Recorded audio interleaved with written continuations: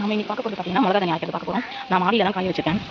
1.5 kilo மிளகா, 1.5 kilo தனியாக, கடுகு, மிளகு, அரிசி, வெந்தயம், சீரகம், கடலைப்பருப்பு, துவரம் பருப்பு, கொஞ்சம் மஞ்சள், இதெல்லாம் மெஷர்மெண்ட் உங்களுக்கு வந்து வறுக்கும்போது சொல்கிறேன். ஃபஸ்ட்டு பார்த்திங்கன்னா நம்ம மஞ்சள் வறுத்துக்கலாம். மஞ்சள் பார்த்திங்கன்னா 150 கிராம் எடுத்திருக்கேன்.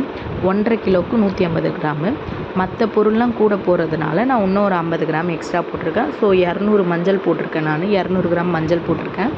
மஞ்சள் எப்படி வறுக்கணும்னு பார்த்திங்கன்னா, மஞ்சள்லேருந்து புகை வரணும். உள்ளேருந்து நமக்கு புகை வரும். அந்த ஸ்டேஜ் வரையும் வறுத்தோன்னா போதும், கரெக்டாக இருக்கும். நான் வந்து மஞ்சளை வந்து இடித்து போட்டிருக்கேன். எங்கள் மிஷினில் இடித்து கொடுத்தா தான் வாங்குவாங்க, அதனால தான். வெந்தயம் வந்து 75 கிராம் எடுத்திருக்கேன். வெந்தயம் வந்து ரொம்ப வறுக்கக்கூடாது, ஏன்னா கசப்பு எடுத்துரும். அப்புறம் குழம்புல வந்து நமக்கு கசப்பு தெரியும். ஸோ கொஞ்சோண்டு ப்ரௌன் ஆகிற வரையும் வறுக்கணும்.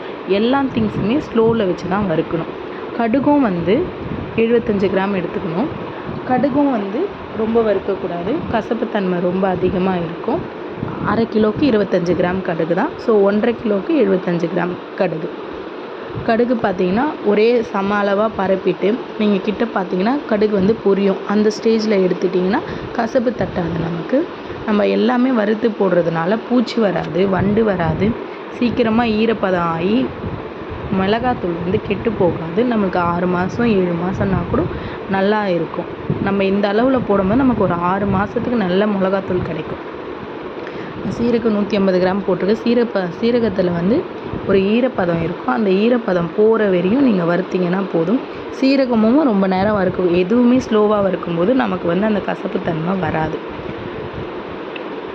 மிளகு வந்து 150 கிராம் எடுத்திருக்கேன். மிளகு பார்த்திங்கன்னா பிளாக்காக இருக்கும். நம்ம வறுக்கும்போது கொஞ்சம் இளம் சிவப்பாக மாற ஆரம்பிக்கும், அதாவது ஆரஞ்சு கலரில் மாற ஆரம்பிக்கும். அந்த ஸ்டேஜ் வரும்போது நம்ம எடுத்துட்டோன்னா கரெக்டான பக்குவத்தில் இருக்கும் மிளகாத்தூள் அரைக்கிறதுக்கு. இது கொஞ்சம் கூட காரம் நமக்கு தெரியும். துவரம் பருப்பும் கடலைப்பருப்பும் ஒன்றா கூட வறுத்துக்கலாம். நான் தனித்தனியாக தான் வறுத்துருக்கேன். ரெண்டுமே பச்சை வாசனை போகிற வரையும் வறுத்தா போதும். அதுக்குன்னு நம்ம ரொம்ப தீய வச்சிடக்கூடாது. மிதமான சூட்டில் பச்சை வாசனை போகிற வரையும் துவரம் பருப்பும் கடலைப்பருப்பும் வறுத்துக்கிட்டால் போதும். அதுக்கப்புறம் 150 கிராம் அரிசி எடுத்திருக்கேன். 180 கிராம் புழுங்கல் அரிசி, பச்சரிசி எடுத்துக்கலாம். நம்ம சின்ன போது ஸ்கூல் படிக்கும்போதெல்லாம் அரிசி வறுத்து சாப்பிடுவோம் இல்லையா, அந்த ஸ்டேஜ் வரையும் நம்ம வறுத்துக்கணும். 1.5 கிலோன்றதுனால அதுவுமே 150 கிராம் தான். 150 பெருங்காயம் எடுத்திருக்கேன். பெருங்காயம் பார்த்திங்கன்னா அடுப்பில் போட்டோன்னா அது ஒரு மாதிரி பொரிய ஆரம்பிச்சோன்னா நம்ம அந்த ஸ்டேஜில் இறக்கணும். இவ்வளோ நடக்குது எதிர் வீட்டு மாடியில் மிளகா தனியாவை பூரா சாப்பிட்டுட்டு இருக்குது. நான் தனியாவுமே வந்து வறுத்துப்பேன். அதுவுமே கொஞ்சம் கை பொறுக்கிற சூடுக்கு இருந்துச்சுன்னா கொஞ்சம் நல்லா இருக்கும். அதுக்காக நான் தனியாவுமே வறுத்துப்பேன். மிளகா வந்து நல்லா காய வச்சுக்கணும். நல்லா காய வச்சா தான் நமக்கு மிளகாத்தூள் வந்து நிறைய கிடைக்கும். ப்ளஸ் பூச்சி வண்டு எதுவுமே வராது. இந்த மிளகாத்தூளையும் நீங்கள் வந்து சிக்கனு, மீன் குழம்பு எல்லாமே வெஜ்ஜு, நான்வெஜ் எல்லாத்துக்குமே போட்டுக்கலாம். வறுவல் முதல் கொண்டு போட்டுக்கலாம். இப்போ பார்த்திங்கன்னா நான் எல்லாமே வறுத்து ஆற வச்சுட்டு கொஞ்சம் நேரம் ஃபேன் காற்றுல ஆற வச்சுட்டு மிஷினுக்கு எடுத்துகிட்டு போயிடுவேன். மிஷினில் பார்த்திங்கன்னா நீங்கள் 4 டைம் அரைச்சா நல்லாயிருக்கும்.